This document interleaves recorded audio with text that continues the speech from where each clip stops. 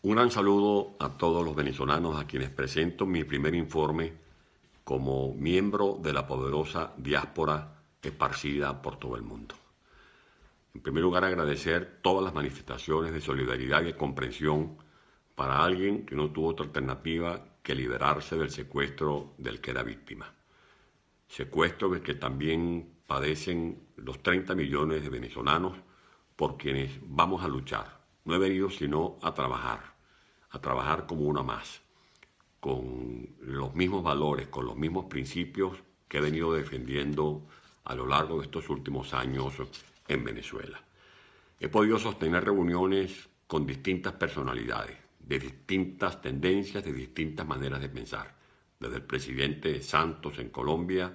los expresidentes Pastrana, el expresidente Uribe, los miembros de la Internacional de la Democracia Cristiana, los integrantes de la Internacional Socialista,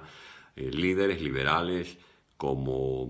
el diputado Albert Rivera, socialistas como Pedro Sánchez, conversaciones con el expresidente Felipe González, con el expresidente Aznar, la conversación solidaria con el presidente Rajoy, con su canciller, con su vicepresidenta, con su ministro del Interior, definiendo el estatus que todavía no se ha clarificado. Es un tema que estamos en proceso de análisis porque queremos un estatus que me permita no solamente poder visitar distintos países de Europa, sino también poder desplazarme por los Estados Unidos, a donde iré en los próximos días, por Centroamérica, por Suramérica, por donde hay un camino que me conduzca a tocar las puertas de cualquier persona, de cualquier institución, para hablar sobre la libertad de Venezuela. Quiero ratificar nuestra posición que ya hemos expuesto desde la plataforma Soy Venezuela, que no es ni un partido político, que no es una secta, sino que es un nuevo escenario de participación ciudadana que busca aglutinar a los venezolanos que luchan, no para hacer un diálogo ficticio, una parodia de diálogo como el que se comenzó a hacer el año pasado, que lo que ha traído es más desventura, más desconsuelo y más frustración para los venezolanos. Decir la verdad no ofende, decir la verdad es poner las cosas en su justo lugar. Nosotros creemos que lo que se va a hacer en Santo Domingo no va a producir los resultados que necesita Venezuela. Más que dialogar, es hora de una negociación para establecer los términos de la salida de Nicolás Maduro. Maduro ha colapsado la economía venezolana. Maduro no es que tiene a Venezuela al borde de un abismo, sino que ha hundido en un abismo a nuestro país, que lo que ve son sendas oscuras, caminos inciertos, gente sumida en la pobreza, gente sumida en una crisis moral que estamos llamados a resolver. Aspiramos que a nadie se le ocurra respaldar las pretensiones del gobierno de que se le reconozca esa inconstitucional Asamblea Nacional Constituyente.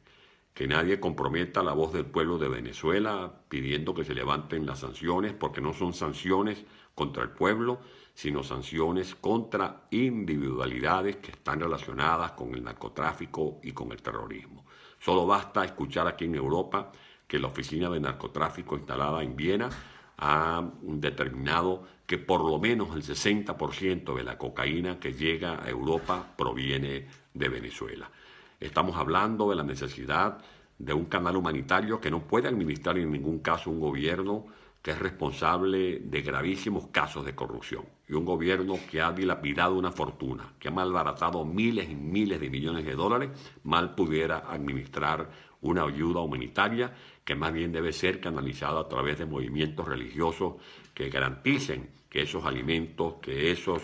medicamentos lleguen a quienes realmente lo requieren en estas circunstancias de emergencia humanitaria que vive Venezuela. Vamos a llevar la voz de los estudiantes, a reconocer que gracias a la lucha de los estudiantes, de los escuderos, de esos venezolanos que murieron, que dibujaron con su sangre el mapa sentimental de Venezuela en meses de protestas, es que hoy se habla de Venezuela en muchas partes del mundo. Vamos a pedir respaldo para las diligencias que ha hecho el señor Almagro como secretario general de la OEA, que Venezuela pueda encontrar mecanismos de solución de la crisis que estamos viviendo. Y hemos aclarado, como lo hice ayer, ante delegados de más de 170 países, que no aceptamos que se nos compare a nosotros en Venezuela como que si fuésemos el mismo cuadro de Colombia. Cuando se dice, bueno, es que así como hay un conflicto armado entre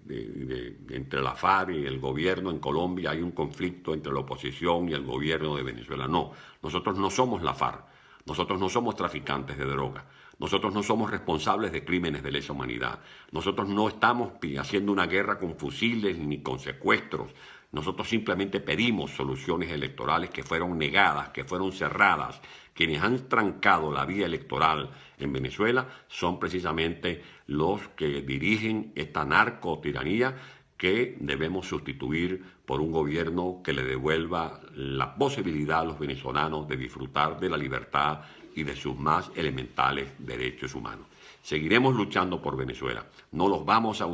defraudar, alzando las mismas banderas de moralidad, de ética, de decoro, de coraje, de riesgo, junto a los millones de compatriotas que forman parte de la diáspora. Uno de los planteamientos que ya estamos por formular es que se emule el procedimiento adoptado por el gobierno de Perú, que es la regularización en muchos países de los venezolanos que no son simples inmigrantes, son refugiados, son venezolanos perseguidos políticamente por un régimen intolerante como el que estamos padeciendo en nuestro país. Que Dios bendiga al pueblo venezolano.